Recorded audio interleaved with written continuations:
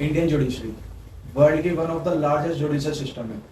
इसी के साथ साथ इंडियन जुडिशरी इंडिपेंडेंट है एग्जीक्यूटिव और लेजिस्लेचर से। इसका मतलब क्या हुआ?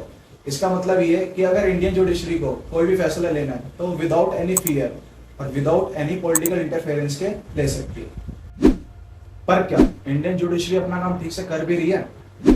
एज ऑफ मई 2022 हमें पता लगता है कि इंडिया में लगभग 4.7 करोड़ से भी ज्यादा ऐसे केसेस हैं जो पेंडिंग में, जिसमें से लगभग 1,82,000 केसेस ऐसे हैं जो 30 साल से पेंडिंग पड़े हुए हैं। और अगर हम बात करें किसी हाई प्रोफाइल केस की तो उसको सोल्व होने में भी 2 से 4 साल लग रहे हैं, और अगर कोई नॉर्मल केस है तो वो तो साल कोर्ट में चलते ही रहता है। अब इस न्यूज आर्टिकल को देखो, पता लगेगा कैसे कि विष्णु तिवारी यूपी का रहने वाला 20 साल सजा काट चुका है और 20 साल बाद पता लगता है कि वो इनोसेंट है। अब आप खुद अंदाजा लगा सकते हैं कि यहाँ पर कंडीशंस कैसी चल रही है। तो आज हम इस वीडियो में जानेंगे कि क्या क्या कारण है जिसकी वजह से ये सब चल रहा है और क्या क्या सॉल्यूशन है जिसकी वजह से हम इसको ठीक भी कर सकते हैं। Sir, when you appoint a judge, train him up. He needs to be constantly reminded that yours is a commitment to the nation. It's not a 10 to 5 job. As on today, in the Supreme Court, there are more than 60,450 cases which are pending. What we need to do is completely modernize the Indian judiciary.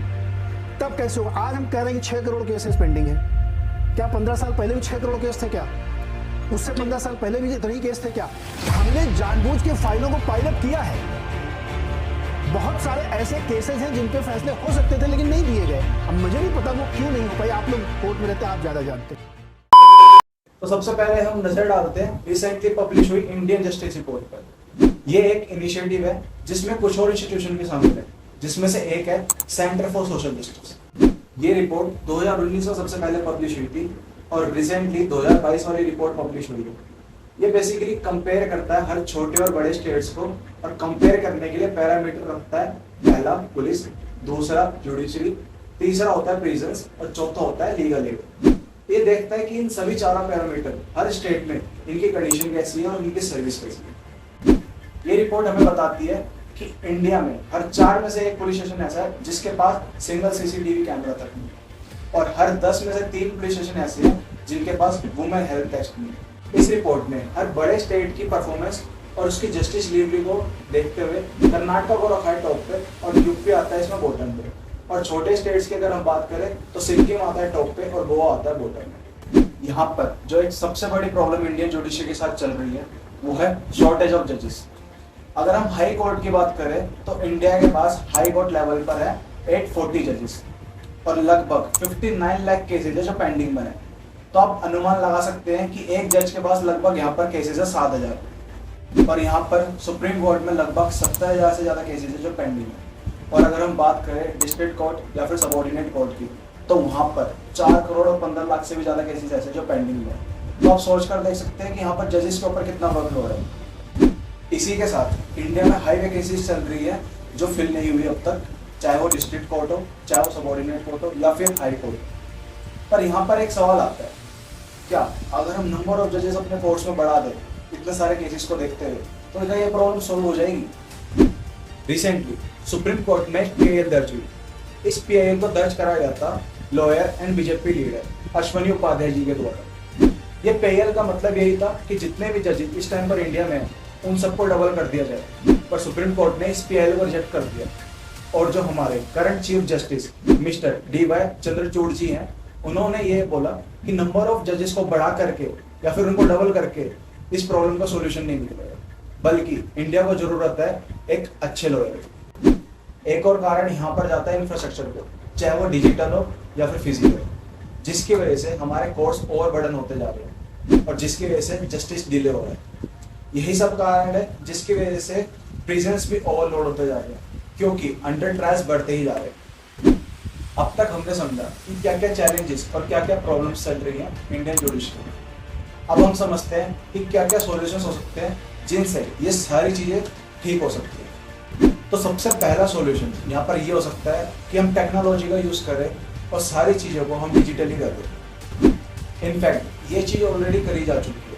2007 में national e governance plan के तहत एक project लाया जाता है जिसका नाम होता है e court mission mode project.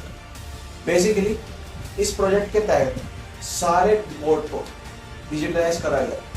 इसी के साथ साथ 14,000 से भी ज़्यादा डिस्ट्रिक्ट कोर्ट और सबऑर्डिनेट कोर्ट थे जिनको कंप्यूटराइज करा गया। इसका मतलब ये कि 2007 से पहले सभी काम कागज़ों पे चल रहे थे, बट इसी के बाद ये सब होना स्टार्ट हुआ था कि कंप्यूटर आया था और कंप्यूटर का यूज़ हुआ कोर्ट्स में।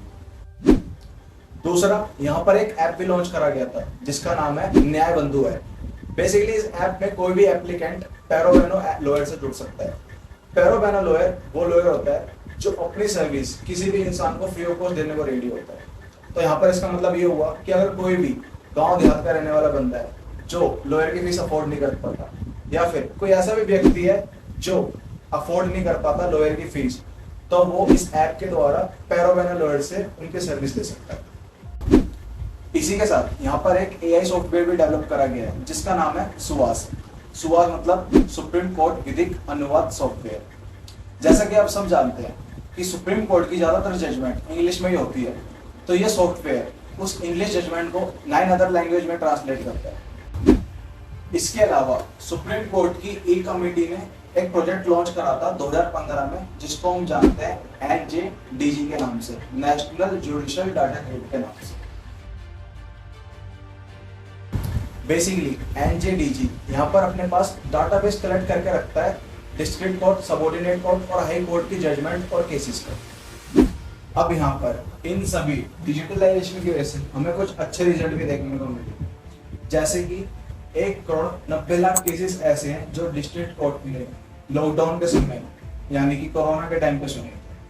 इसी के साथ साथ 1,78,00,000 केसेस ऐसे हैं जिनको वीडियो कॉन्फ्रेंस के द्वारा ही खत्म कर दिया गया है।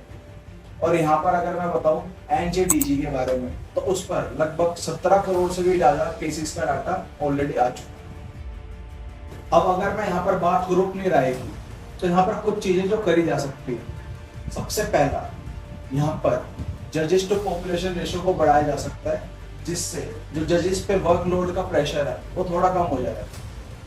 दूसरी यहाँ पर एक चीज करी जा सकती है, जो नंबर ऑफ वर्किंग डेज है जजेस के, उसको थोड़ा बढ़ाया जा सकता है। तीसरी चीज हम यहाँ पर कर सकते हैं एक फास्ट ट्रैक कोर्ट बना करके, जिसको हम डेडलाइन दे सकते हैं किसी भी केस को सॉल्व करने के लिए। अब यहाँ पर इन सभी चीजों को देखकर हमें यही समझ में आता है कि इंडियन जुडिशरी में कुछ सुधार की जरूरत तो है, पर इंडियन जुडिशरी भी अपने एंड पर काफी अच्छा काम कर रही है और आप लोग भी अच्छा काम कर सकते हैं हमारे चैनल का सब्सक्राइब बटन क्लिक करके। अगर ये वीडियो आपको अच्छी लगी तो इसको लाइक और शेयर जरूर करना, और अगली वीडियो आप किस टॉपिक पर चाहते हैं हमें कमेंट बॉक्स में जरूर बताना। That's all for today. We will see you in next video. Thank you so much for watching. Jai Hind.